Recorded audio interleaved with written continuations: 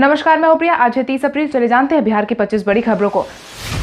बिहार में कोरोना प्रभावितों की संख्या में लगातार हो रही है बढ़ोतरी। बिहार में कोविड-19 से प्रभावित व्यक्तियों की संख्या लगातार बढ़ती जा रही है।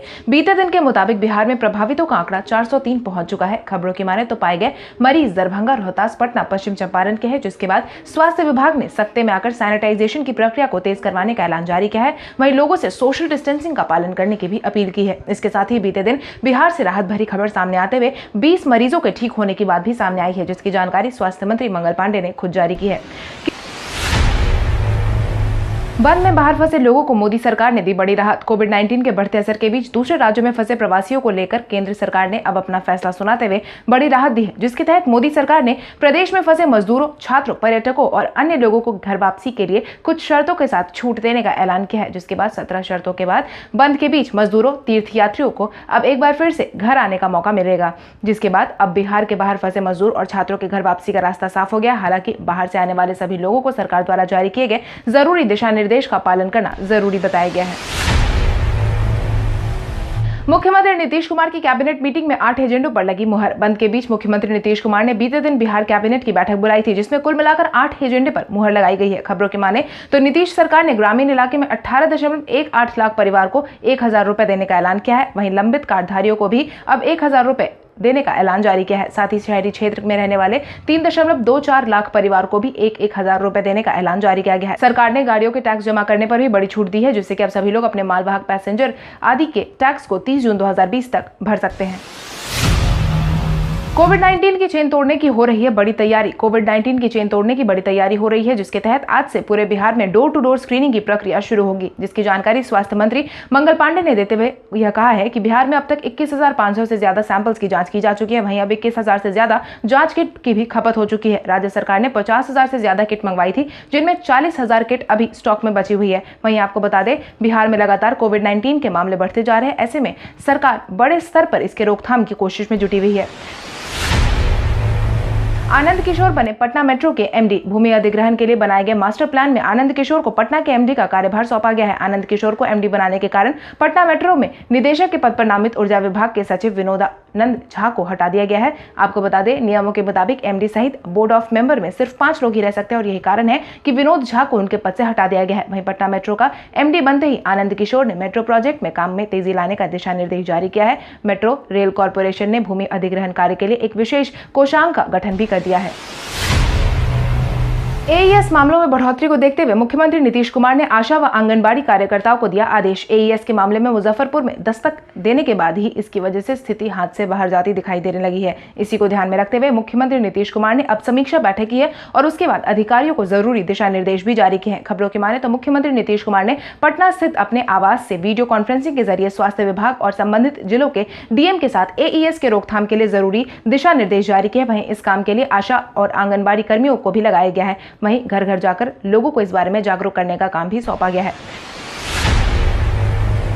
राज्य में आधा दर्जन नए किसान कम्युनिटी रेडियो स्टेशन को खोला जाएगा। राज्य में जल्द ही आधे दर्जन नए किसान कम्युनिटी रेडियो स्टेशन को खोला जाएगा। बाढ़ और भागलपुर में चल रहे ऐसे रेडियो स्टेशन की सफलता को देखते हुए सरकार ने यह निर्णय लिया है और साथ ही गया रेडियो स्टेशन पर राज्य सरकार ने अपनी मुहर लगा दी है। वहीं नए रेडियो स्टेशन के लिए लाइसेंस भी मुहैया करवा दिए गए हैं, जिसके बाद अब औरंगाबाद, पूर्णिया, खगड़िया, शेखपुरा में भी कम्युनिटी रेडियो स्टेशन का प्रस्ताव सरकार ने बिहार कृषि विश्वविद्यालय से मांग लिया है। हालांकि राज्य ने इससे पहले ही ऐसे 5 रेडियो स्टेशन को मंजूरी दे दी थी।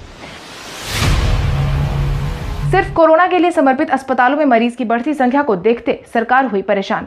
बिहार में लगातार कोविड-19 के मरीजों की संख्या बढ़ती जा रही है। वहीं कोविड-19 से प्रभावित व्यक्तियों की कतार भी सभी अस्पतालों में बढ़ती जा रही है, जिसके बाद सरकार की परेशानी काफी ज्यादा बढ़ गई है। वहीं स्वास्थ्य विभाग ने अब सभी जिलों के चिकित्सकों को आदेश जारी कर दिया है कि जिले में कोरोना प्रभावित पाए जाने के बाद उनका स्थानीय स्तर पर ही इलाज कराया जाए। स्वास्थ्य विभाग ने इसके लिए सभी जिलों के जिलाधिकारियों को जानकारी देते हुए यह साफ कह दिया है कि किसी भी आशंकित मरीज की जांच रिपोर्ट पॉजिटिव आने के बाद उसको तुरंत कोविड-19 अस्पताल में रेफर कर दिया जा रहा है, जबकि स्थानीय स्तर पर जिलों में आइसोलेशन वार्ड बनाया गया है। तो यह ध्यान रखें कि शुरुआती समय में सभी मरीजों को आइसोलेशन सेंटर में ही रखा जाए।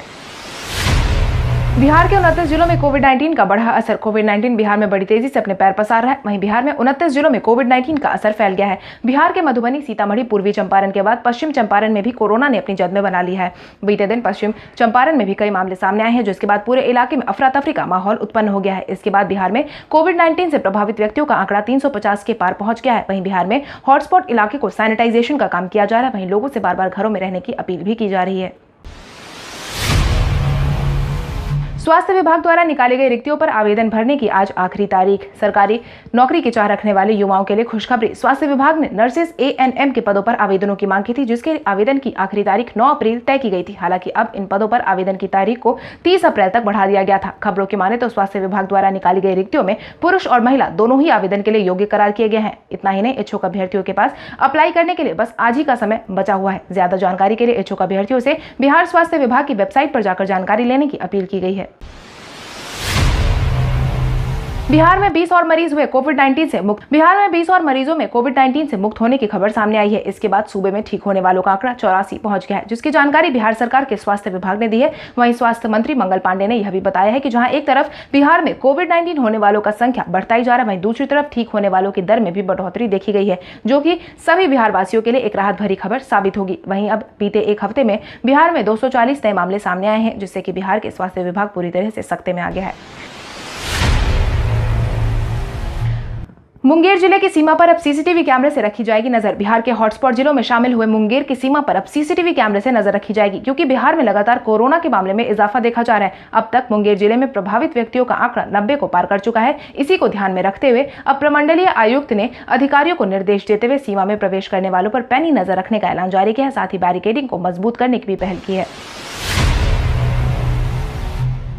सफाई एजेंसी की वजह से पटना एयरपोर्ट पर पहुंची कोविड-19 की चेन। कोविड-19 के बढ़ते असर में पटना धीरे धीरे आ रहा है। लगातार पटना में नए चेन का खुलासा हो रहा है। बीते दिन पटना एयरपोर्ट पर 5 सुरक्षा कर्मियों में कोविड-19 पॉजिटिव पाए जाने के बाद अब स्वास्थ्य विभाग इसकी चेन को तलाशने में लगा हुआ है। वहीं अब बीते दिन प्राप्त हुई जानकारी के अनुसार एजेंसी नीमबिरू harbour facilitation private limited company के सुपरवाइजर समेत 54 सफाई कर्मी और ऑपरेटर सोशल डिस्टेंसिंग का पालन करना जरूरी नहीं समझ रहे थे और बिना सोशल डिस्टेंसिंग के साथ ही ग्लव्स और मास्क के बगैर ही एयरपोर्ट के डिस्पैचर समेत अन्य स्थानों की सफाई कर रहे थे। और यही कारण है कि एजेंसी के 4 कर्मी संक्रमित पाए गए हैं। वहीं सफाई एजेंसी को इस बाबत अब नोटिस भी जारी कर दिया गया है। नंदकिशोर यादव ने केंद्रीय मंत्री नितिन गडकरी से की मांग। कोविड-19 के बढ़ते असर के कारण बंद में मिली छूट के बाद कई योजनाओं पर काम शुरू हो चुका है, लेकिन कई बड़ी योजनाएं अभी भी शुरू नहीं हो पाई है। और यही कारण है कि पथ निर्माण मंत्री नंदकिशोर यादव ने केंद्रीय मंत्री नितिन गडकरी से केंद्रीय योजनाओं का काम जल्द से जल्द शुरू करवाने का आग्रह किया है। साथ ही बड़ी योजनाओं की निविदा का निष्पादन जल्द से जल्द करवाने की मांग भी उठाई है। आपको बता दें, केंद्रीय सड़क परिवहन मंत्री नितिन गडकरी के साथ वीडियो कॉन्फ्रेंसिंग के जरिए पथ निर्माण मंत्री नंदकिशोर यादव ने बिहार में चल रहे सड़क परियोजना पर चर्चा की, साथ ही अपनी मांग भी रखी है। रेन वाटर हार्वेस्टिंग की तर्ज पर ग्राउंड वाटर डिस्चार्ज का विकल्प तलाशने की मुख्यमंत्री नीतीश कुमार ने दी सलाह।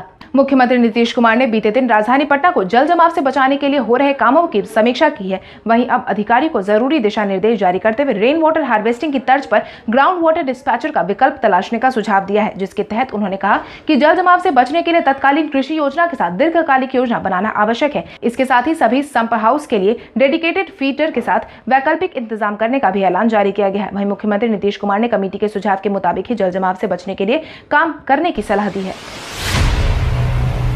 किताब खरीदने की आखिरी तारीख आज तक। पटना के स्कूल और दुकानों पर किताब की बिक्री जोर शोर से चल रही है। वहीं जिला प्रशासन ने इसके लिए अंतिम तारीख 30 अप्रैल तक निर्धारित की थी, यानी कि अभिभावकों के पास किताब खरीदने के लिए बस आज की ही तारीख बची है। हालांकि बस आज का ही दिन बचे होने के कारण अभिभावक काफी ज्यादा परेशान नजर आ रहे हैं, क्योंकि किताब बिक्री के ऑनलाइन पेमेंट की कोई व्यवस्था नहीं है, जिससे कि आम नागरिक की परेशानी और ज्यादा बढ़ती दिखाई दे रही है। आपको बता दें, छात्रों की समस्या को देखते हुए बीते दिन जिला प्रशासन ने कुछ दिनों के लिए सभी अभिभावकों को किताब खरीदने की छूट दी थी, जिसकी आखिरी तारीख आज समाप्त हो जाएगी। किसानों को कृषि इनपुट अनुदान के लिए 578 करोड़ की स्वीकृति।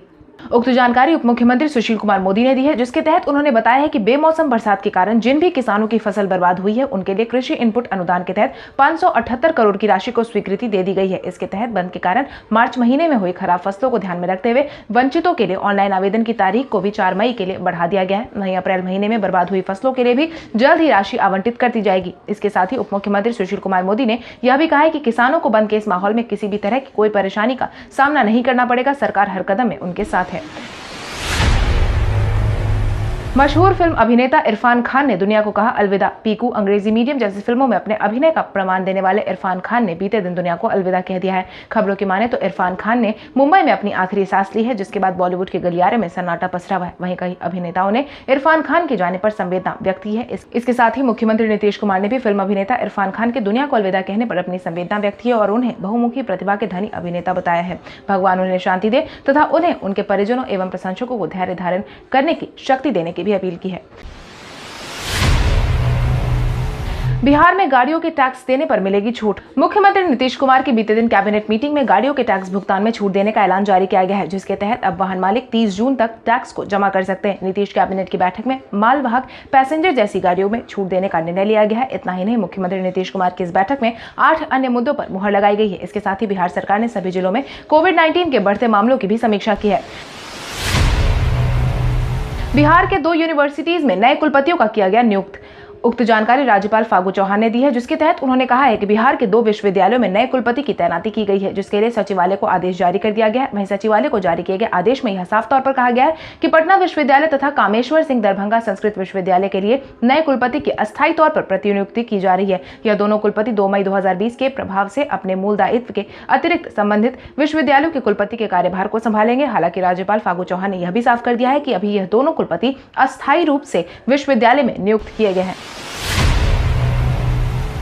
एईएस को लेकर स्वास्थ्य विभाग ने जारी की जरूरी अधिसूचना। जहां एक तरफ कोविड-19 ने सभी आम नागरिकों की परेशानी बढ़ा रखी है, वहीं दूसरी तरफ बिहार में एईएस ने दस्तक दे दी है, जिससे कई लोग प्रभावित होने की खबर सामने आई है। वहीं इसको ध्यान में रखते हुए मुख्यमंत्री नीतीश कुमार ने उच्च स्तरीय समीक्षा बैठक भी की है। इसके साथ ही स्वास्थ्य मंत्री मंगल पांडे ने इसके रोकथाम के लिए 18 एम्बुलेंस की तैनाती भी की है। इसके साथ ही उन्होंने यह भी साफ कर दिया है कि आने वाले दिनों में 30 और एम्बुलेंस को इस काम के लिए लगाया जाएगा, ताकि सुदूर क्षेत्रों में मरीज को अस्पताल पहुंचाने में विलंब ना हो और आर्थिक बोझ भी ना देखना पड़े।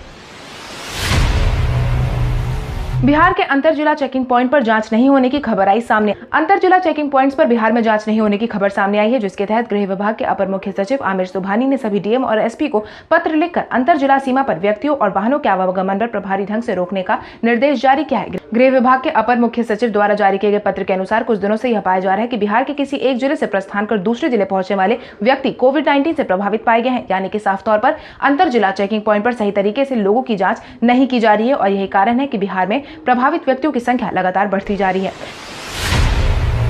बंद में गंगा साफ हुई, लेकिन नहाने योग्य अभी भी नहीं है। कोविड-19 के बढ़ते असर के कारण यहां गंगा साफ होने की खबर सामने आई है। वहीं दूसरी तरफ यह भी साफ कर दिया गया है कि भले ही पानी साफ हो गया हो, लेकिन अभी भी नहाने योग्य नहीं बना है। बिहार राज्य प्रदूषण नियंत्रण परिषद के वैज्ञानिक SN जायसवाल ने बताया कि राजधानी के आसपास गंगा के पानी में बायोकेमिकल ऑक्सीजन डिमांड की मात्रा तो सुधरी है, लेकिन गंदे पानी की वजह से गंगा नदी अभी भी पूरी तरीके से साफ नहीं हुई। वैज्ञानिक संजय जायसवाल ने बताया कि गाय घाट पर गंगा का पानी सबसे ज्यादा प्रभावित है। पिछले 3 साल में गाय घाट का पानी उपयोग योग्य नहीं बचा है।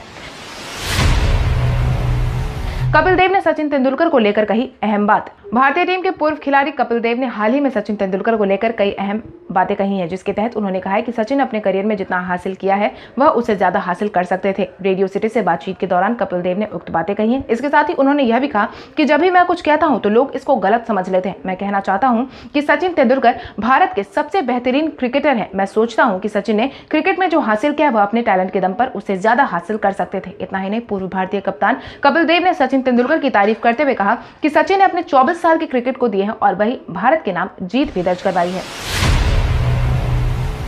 जून से पहले गूगल के ऑफिस में नहीं दिखेंगे कर्मचारी। उक्त आदेश गूगल के CEO सुंदर पिचाई ने जारी किया है, जिसके तहत उन्होंने कहा कि बंद के समय में कई लोग घर से ही काम कर रहे हैं। इसी को ध्यान में रखते हुए जून से पहले कर्मचारी अब दफ्तर में नहीं दिखाई देंगे। ब्लूमबर्ग की रिपोर्ट के मुताबिक इस संबंध में सभी कर्मचारियों को ईमेल के जरिए सूचित भी किया जा चुका है। ईमेल में सुंदर पिचाई ने कहा है कि लंबे समय तक घर पर काम करने के बाद कर्मचारियों को ऑफिस आना चौंकाने वाला होगा, लेकिन 1 जून से पहले यह संभव नहीं हो पाएगा। तब तक सभी कर्मी अपने घर से ही काम करेंगे, जो अभी तक करते आए हैं। क्योंकि कोविड-19 का मामला लगातार बढ़ता ही जा रहा है, ऐसे में लोगों की आवाजाही अगर शुरू हुई तो इसके फैलने के आसार बढ़ सकते हैं।